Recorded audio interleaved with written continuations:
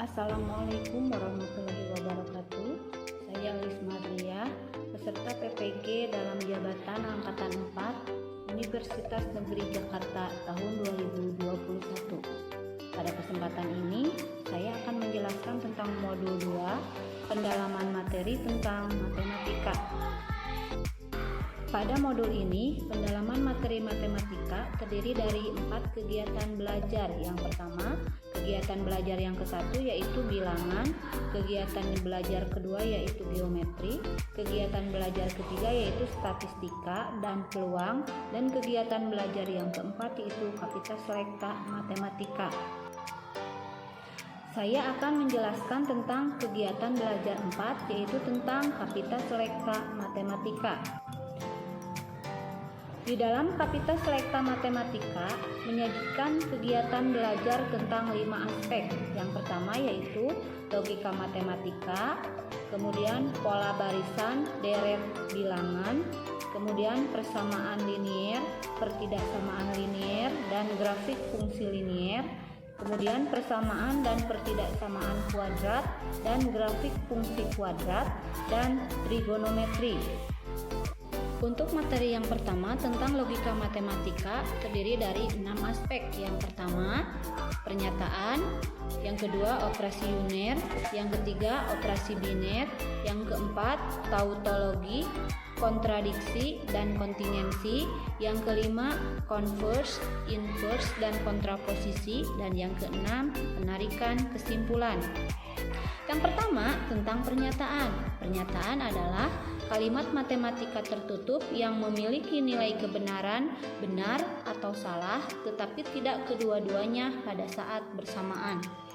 Pernyataan terdiri atas pernyataan tunggal, yaitu pernyataan yang tidak memuat pernyataan lain sebagai bagiannya. Yang kedua, pernyataan majemuk, yaitu merupakan kalimat baru yang diperoleh dari berbagai penggabungan pernyataan tunggal. Selanjutnya, yang kedua tentang operasi uner. Operasi uner adalah operasi negasi atau ingkaran di mana nilai kebenaran negasi sebuah pernyataannya kebalikan dari nilai kebenaran yang dimiliki oleh pernyataan semula. Yang ketiga tentang operasi biner adalah operasi yang berkenaan dengan 2 unsur, yaitu meliputi operasi konjungsi, disjungsi, implikasi, dan biimplikasi. Yang keempat tentang tautologi, kontradiksi, dan kontingensi. Tautologi adalah pernyataan yang semua nilai kebenarannya benar tanpa memandang nilai kebenaran komponen-komponen pembentuknya. Kontradiksi adalah pernyataan yang semua nilai kebenarannya salah tanpa memandang nilai kebenaran komponen-komponen pembentuknya. Yang ketiga, kontingensi adalah pernyataan yang bukan merupakan tautologi dan kontradiksi. Yang kelima, tentang converse, inverse, dan kontraposisi. Converse artinya balikan dari pernyataan implikasi. Inverse artinya negasi dari pernyataan implikasi. Kontraposisi artinya balikan dari negasi pernyataan implikasi atau gabungan antara converse dan inverse. Yang keenam, tentang penarikan kesimpulan. Penarikan kesimpulan dilakukan dari beberapa pernyataan yang diketahui nilai kebenarannya. Penarikan kesimpulan sering juga disebut dengan argumen, yaitu merupakan serangkaian pernyataan-pernyataan yang mempunyai ungkapan pernyataan penarikan kesimpulan. Penarikan kesimpulan terdiri dari yang pertama modus ponen, kedua modus tollens, dan yang ketiga silogisme. Materi selanjutnya yaitu tentang pola barisan dan deret bilangan yang terdiri dari 3 aspek. Yang pertama penalaran deduktif, yang kedua penalaran induktif, yang ketiga pola barisan, pola bilangan, barisan, dan deret bilangan.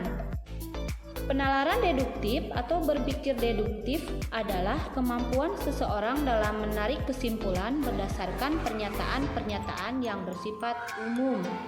Penalaran induktif adalah kemampuan seseorang dalam menarik kesimpulan yang bersifat umum melalui pernyataan yang bersifat khusus. Kemudian yang ketiga tentang pola bilangan, barisan, dan deret bilangan. Pola bilangan adalah susunan bilangan yang memiliki aturan yang dalam menyusunnya membentuk suatu pola. Sedangkan barisan adalah urutan bilangan dari kiri ke kanan yang tersusun dengan pola tertentu. Sedangkan deret bilangan adalah urutan bilangan dari penjumlahan suku-suku dari suatu barisan. Selanjutnya tentang persamaan linier, pertidaksamaan linier, dan grafik fungsi linier. Persamaan merupakan pernyataan matematika yang terdiri dari dua buah yang dipisahkan dengan tanda sama dengan. Sedangkan persamaan linier adalah suatu kalimat matematika yang mengandung dua atau lebih variabel yang derajat tertingginya satu yang dihubungkan dengan tanda sama dengan. Pertidaksamaan linier adalah suatu kalimat matematika yang mengandung satu atau lebih variabel dengan derajat tertingginya satu dan dihubungkan dengan tanda tidak sama dengan, kurang dari, lebih dari, kurang dari atau sama dengan, atau lebih dari atau sama dengan. Yang ketiga tentang grafik fungsi linier, yaitu dua garis dikatakan sejajar apabila dua garis tersebut tidak memiliki titik potong. Dua garis juga dikatakan tegak lurus apabila perkalian dua gradien sama dengan negatif 1. Selanjutnya tentang persamaan, pertidaksamaan, dan grafik fungsi kuadrat. Persamaan kuadrat adalah suatu kalimat matematika yang mengandung satu atau lebih variabel yang derajat tertingginya 2 yang dihubungkan dengan tanda sama dengan.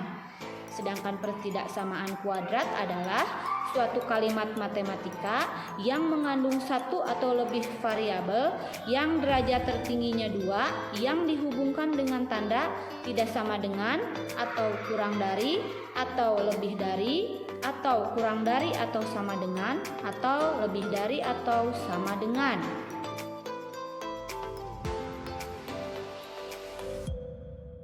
Selanjutnya tentang sudut elevasi. Sudut elevasi adalah sudut yang dibentuk arah horizontal dengan arah pandangan mata pengamat ke arah atas.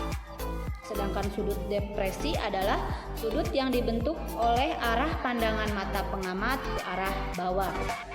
Demikian penjelasan tentang kegiatan belajar 4 dari saya. Semoga bermanfaat. Terima kasih. Wabillahi taufiq wal hidayah. Wassalamualaikum warahmatullahi wabarakatuh.